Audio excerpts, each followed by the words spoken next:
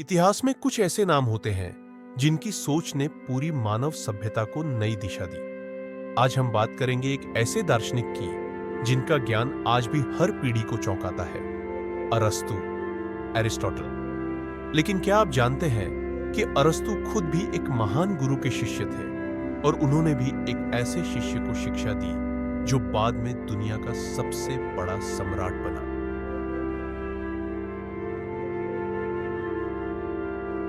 अरस्तु का जन्म 384 ईसा पूर्व ग्रीस के स्तागिरा नामक शहर में हुआ था।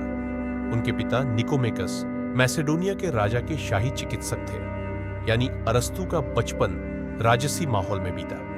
केवल 17 साल की उम्र में अरस्तु ने महानतम शिक्षक प्लेटो के अधीन पढ़ाई शुरू की और 20 साल तक प्लेटो के अकादमी में ही रहे। लेकिन क्या आप जानते हैं, अरस्तु और प्लेटो के बीच कई वैचारिक मतभेद भी थे। प्लेटो आदर्शवाद, आइडियलिज्म के पक्षधर थे, जबकि अरस्तु ने यथार्थवाद, रियलिज्म को अधिक महत्व दिया। प्लेटो ने अरस्तु को दर्शन, गणित, तर्कशास्त्र और राजनीति में पारंगत बनाया। पर एक समय ऐसा आया जब प्लेटो की मृत्यु के बाद अरस्तु को अकादमी का उत्तराधिकारी नहीं बनाया गया। इस अपमान के बाद अरस्तु ने अकादमी छोड़ दी और एथेंस से बाहर चले गए। यह भी कहा जाता है कि प्लेटो अपने सिद्धांतों से बहुत जुड़ चुके थे और अरस्तु के नए विचार उन्हें चुनौती देते थे, इसलिए अरस्तु को प्रमुख स्थान नहीं मिला। अरस्तु को 343 ईसा पूर्व में बुलाया गया था मैसेडोनिया के युवराज सिकंदर को शिक्षित करने के लिए। अरस्तु ने सिकंदर को केवल युद्ध नहीं बल्कि राजनीति, नैतिकता, इतिहास और विज्ञान भी सिखाया। कहा जाता है, सिकंदर जब एशिया विजय के लिए निकले तो उन्होंने अरस्तु की एक प्रति होमर की इलियड अपने पास रखी। सिकंदर ने कई वैज्ञानिकों और दार्शनिकों को अपने साथ यात्रा में भेजा। यह भी अरस्तु की प्रेरणा थी।